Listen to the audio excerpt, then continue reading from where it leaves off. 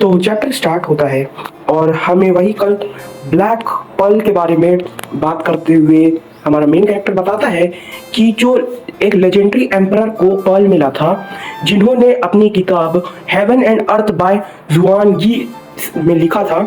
उस पे बताया गया था एक दिन एम्परर शुआन युआन गए हुए थे माउंटेन कुल्लुन के नॉर्थ साइड अपने इलाके में। तभी वो अचानक से अपने ट्रेजर को कहीं खो देते हैं और उन्हें तभी एक आवाज आती है। उन्होंने मेंशन किया था कि वो मिस्टर जी को बहुत ज्यादा एक्नॉलेज करते थे और उन्हें ये आवाज आई थी। जो नॉर्ली हुआ थे उन्होंने 500 मीटर तक ढूंढा और फिर उन्हें 500 मीटर बाद आवाज और आने लगी। जो जी गु थे उनके पास ग्रेट स्ट्रेंथ थी, पर तब भी वो ढूंढ नहीं पाए थे उसे ब्लैक पर्ल को। और तभी नॉर्मल कोई आता है और शुआंग वू उसमें इंटरफेयर करते हैं और वहां से उन्हें ब्लैक पर्ल मिलता है। और ये जो ब्लैक पर्ल था ये वो लोग नहीं ढूंढ पाए थे। और ये वही हमें लेसन देता है कि चाहे जो हो जाए दुनिया के पाथ में आपको कोई काम नहीं आता, शायद बाहर वाला ही आपकी मदद कर जाए। यानी कि उनके पास स्ट्रेंथ थी, सब कुछ था, पर वो तब भी कुछ नहीं कर पा रहे थे। उन्होंने यही अपनी बुक में मेंशन किया था। उन्होंने कहा था कि एक जो माइंड है वो क्लेम करता है विजडम को।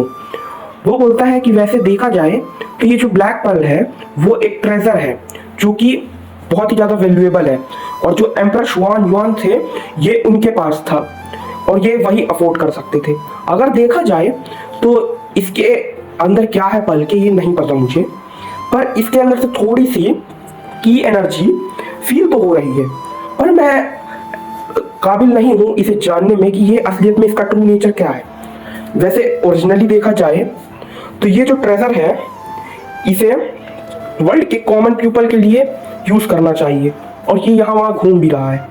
वो बोलता है कि ये एक फैक्ट है कि जो ग्रेट यंग लॉर्ड है उन्होंने इस आइटम को मंगाया है और उन्हीं के पास इसका रियल रीजन होगा कि ये क्या कर सकता है। अगर देखा जाए तो इसमें दो पॉसिबिलिटीज है। फर्स्ट जो है वो जो ग्रेट यंग लॉर्ड है वो बहुत सारे वैल्यूएबल ट्रेजर को इकट्ठा कर रहे हैं, और सेकेंड जो है वो इसके पीछे वो पक्का कुछ ना कुछ करना चाहते हैं। ग्रेट यंग लॉर्ड, मुझे आपके लिए बड़ा बुरा लग रहा है क्योंकि इस समय मैं शिंगवान से क्रॉस कर रहा था और मैंने यहाँ की सारी चीजें ले ली। अगर देखा जाए तो जो इसमें से स्ट्रेंथ निकल रही है वो अजीब है, पर देखो मैं थैंकफुल हूँ कि मैंने इस ट्रेजर को ऑब्टेन किया। वो अपनी स्वॉर्ड को उठाता हुआ बोलता है ड्रैगन स्लेयर, क्या तुम इसे खाना चाहोगे? और वो तभी सीन शिफ्ट होता है और हमें एक आवाज आती है और वो लड़की बोलती है हो वो देखो वहां पर बहुत सारे प्यूपल्स हैं। तब वो बोलती है कि हमने एंडलेस लाइन को कंप्लीट कर लिया।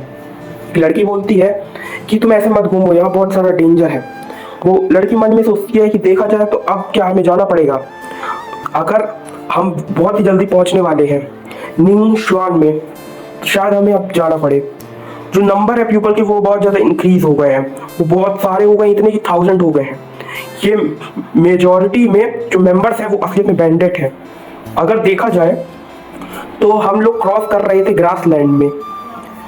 अगर देखें तो जो बैंडेट थे उन लोगों ने बहुत ज़्यादा लूट की थी, इसकी वजह से हमें बहुत ज़्यादा फायदा हुआ।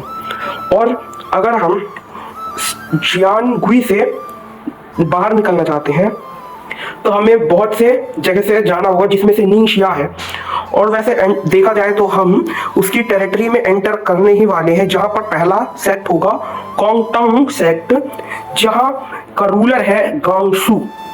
जो गांगसू है वो कोटो काटो सेक्ट का लोकेशन जो है वो आउटर स्ट्राइक के जुआनगू के अंदर है, और जो शुआंगिंग एमी दियानशिंग एंड कुनलुन सेक्ट भी एग्जिस्ट करते हैं।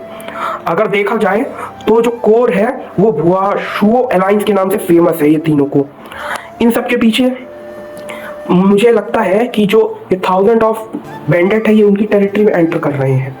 अगर देखा जाए तो हमसे 5 डिसाइपल है कुनलुन सेक्ट के, और ये एक ग्रेट बिग अपरोर है जो भुआशुन अलायंस है वो प्रोटेक्ट करती है द कुंडुन सेक्ट को, और वो पक्का इस सिचुएशन में कुछ ना कुछ एक्शन लेगी। अगर देखा जाए तो हमारे अपोनेंट मोबिलाइज कर देंगे, और वो वहां पर मैरियड पॉइजन क्लैन भी है जिसकी टेरिटरी कॉन्गटोंग सेक्ट के आसपास ही है। वो बोलता है कि हम उसके अंदर जा रहे हो, ये हमारे लिए दिक्कत है। वो बोलता है कि जो मर्चेंट जर्नी में हम घूम रहे हैं, यहाँ हर जगह बॉम्ब है। तभी हमें हेवनली ब्लू नाम का एक फ्लाई दिखाया जाता है, और वो बोलता है कि तैयार हो जाओ एक्सप्लोर करने के लिए। वो तभी लोग बात कर रहे रहते हैं, सीनियर अंकल शिनवाजा, तुमको पता है ना कि इस सब के पीछे स्वॉर्ड इमॉर्टल है, तुम्हें क्या लगता है कि सीनियर ब्रदर? वो बोलता है ग्रेट सीनियर ब्रदर योंगडो, आपको क्या लगता है कि यहाँ क्या होगा? और तभी वो बोलता है ऑलमाइटी फादर, क्या आप मुझे देख रहे हैं? मैं ट्रस्टेड हूँ एल्डर का जुआन गुइन के, मुझ पे बिलीव करो। जो ग्रेट सीनियर ब्रदर है वो कम्प्लीटली चेंज हो चुके हैं, वो एनलाइटमेंट को अटेंड कर रहे हैं। उन्होंने लीडर के कल्ट को बनाया है, और वो रीजन देते हैं कि वो उन्हें एनलाइटमेंट मिली है और उनका काम है। उन्होंने जर्नी पे, इतनी बड़ी जर्नी पे बहुत ज़्यादा थैंक्स को इकट्ठा किया है। उन्होंने ग्रेट जर्नी के लीडर्स की बहुत ज़्यादा मदद की, और डोशिंगवा बहुत ही अच्छा बन चुका है। वो बोलता है यही रीज़न है, अगर मैं इस पर इंटरफेरेंस ना करूँ तो। अगर देखा जाए तो ये थोड़ा अजीब सा कॉन्फ्लिक्ट है बिटवीन टू ग्रुप्स, पर ठीक है। अगर देखा जाए तो ये लोग लार्ज नंबर पे हैं और वो मूव कर रहे हैं। अगर देखा जाए तो इनकी मैनेजमेंट स्किल भी बड़ी अच्छी है, और ये बड़ी आराम से स्मूथली बिहेव कर रहे हैं। जो मर्चेंट का कार्बन है वो कभी भी रुक नहीं रहा है, वो बस चलते जा रहा है। इवन जो फूड और वाटर है वो भी सब में डिस्ट्रीब्यूट हो रहा है इजीली। तभी वो बोलता है कि जो पर्सन है वो यहाँ क्या कर रहा है। वो देखता है कि जो ये शॉर्ट कैलिमिटी है वो लेटे हुए हैं, और वो बोलता है कि ये रियली ये अजीब से है मेरे लिए। वो बोलता है कि देखा जाए तो ये कभी भी सीरियस नहीं होते, और ये इस टाइम भी आराम से आराम कर रहे हैं। वो बोलती है बच्ची दीदी, वो बोलती है सौजिन क्या हुआ? वो बोलता है कि मैं आई थी क्योंकि मैंने यहाँ से सनसेट को साथ में देखने का प्लान बनाया था। वो देखिए जो स्काई है वो प्रिटी है, और वो सन को देख रहा है। वो बोलती है हाँ बात तो सही है। वो बोलता है देखो क्लाउड लग रहा है कैट की तरह, इससे क्या फर्क पड़ता है, वैसे भी सोजिन तुम्हें देखने में अच्छा लग रहा। तभी हमें बताया जाता है मीनवाइल जो रूमर बेगन था वो स्प्रेड हो चुका है युआनबू में, और कंटिन्यूअसली बैंडेड एंड जो गैंग्स है वो अपीयर हो रही हैं। और देखा जाए तो जो रूमर फैलाया गया था कुछ समय पहले, उसकी वजह से जो जुआनबू के जितने भी बैंडेड है वो आते जा रहे हैं, और अब हम उन्हें एक इकट्ठा कर चुके हैं, और वो सारे लोग को पैसे भी मिल रहे हैं और हम उससे लूट भी रहे हैं। वैसे देखा जाए तो ये बड़ा नॉनसेंस है, पर इससे कोई फर्क नहीं पड़ता कि हमारा ग्रुप में क्या हो रहा है, क्योंकि स्लोली हम माउंटेन के स्ट्रॉन्ग होल्ड में पहुंच रहे हैं, और जितने भी बैंडेड हैं वो हमारी मदद कर रहे हैं। जो स्नोई माउंटेन स्ट्रॉन्ग होल्ड है और मैट टाइफून सैंड है वो 10 पिलर के अलायंस से सक्सेसफुली मेंटेन कर रहा है, बैलेंस कर रहा है हमारा, जिससे हमें बड़े बड़े हमला ना करें। और देखा जाए तो हमारे पास एक और शायद लार्ज ग्रुप बन चुका है अब। वो बोलता है हाँ तुम सही कह रहे हो।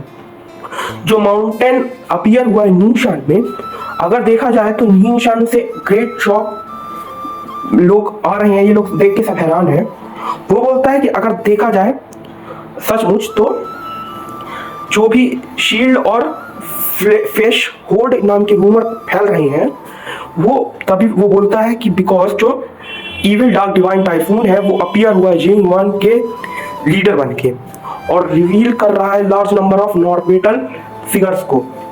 अगर इंक्लूड किया जाए इसमें स्किल्ड वॉरियर को तो Quinton fisherman, elder, iron mountain, black ox जैसे बड़े बड़े सेक्ट ज्वाइन हुए हैं, और ये रूमर फैल रहा है जिससे लोग डर रहे हैं। और कुछ समय बाद जो सैंड है वो ग्रुप ऑफ वेंडेड के बहुत सारे लोगों 1000 लोगों के अंडर आ चुका है स्वांगवान में।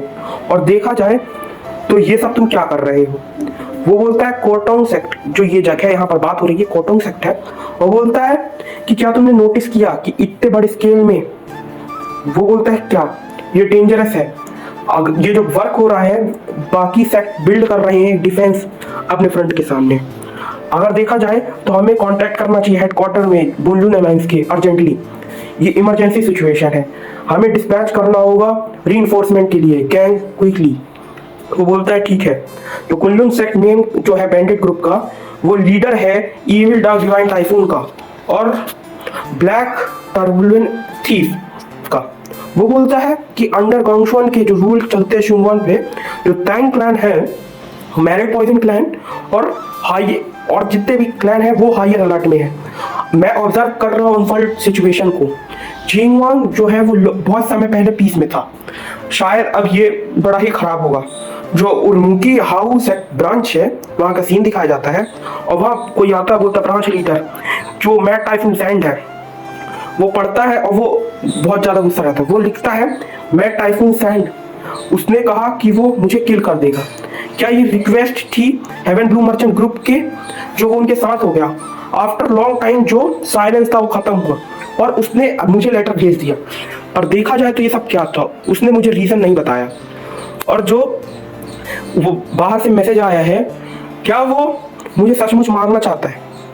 वो बोलता है क्या मैं यहाँ से भाग जाऊँ, पर मैं ऐसा नहीं कर सकता, मैं मोबिलाइज हो चुका हूँ, मुझे इस टाइम क्या करना चाहिए। वो बोलता है कि जो बेटर टाइम है आपको ब्रांच में रहना चाहिए और मदद मांगना चाहिए, आपको प्रिपेयर करना चाहिए लेटर जो सेंड करे मेन ब्रांच में।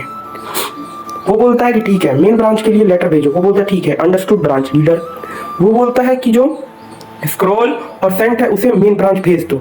वो बोलता है क्या, उस जो रहता है उसमें लिखा रहता है कि there is rumour to the evil dark divine typhoon has been declared a war. वो बोलता है कि ये कितना नॉनसेंस सा है। जो इविल डार्क डिवाइन टाइफून है वो सडनली अपीयर हुआ है जुआंग डिस्प्यूट में, जो कि आ रहा है मारने। वो बोलता है क्या ये 1000 से बैंडेट्स को कोई लीड कर रहा है, ये सब कौन है इसके पीछे? ये जो लेटर पे आया था डेफिनेटली इसने इविल डार्क डिवाइन टाइफून ने भेजा था। अगर मोरओवर देखा जाए तो जितने हमारा मेन ब्रांच है जो हाउस एक्ट का, वो सस्पेक्ट मेरे ही ऊपर दिखा रहा है कि ये सब मेरी ही गलती है। Damn it. अगर देखा जाए तो मैंने उन लोगों को लड़ने के लिए भेजा था, पर मैं टाइफून ने अपना जो लीडर है उसके साथ गया और वो उनके साथ ही मिल गया। ये कितना अजीब है, मैं इसमें क्या करूं? वो बोलता है कि जो मैंने उसे दिया था ये पक्का रिक्वेस्ट आई होगी वॉन्ग डोंग सेक्ट से। वो बोलता है कि मुझे उसके रियल ओनर को फाइंड करना होगा, वो डैगर वाले पर्सन को। अब मुझे इस सिचुएशन में क्या करना चाहिए? और चैप्टर खत्म होता है। Thank you for watching.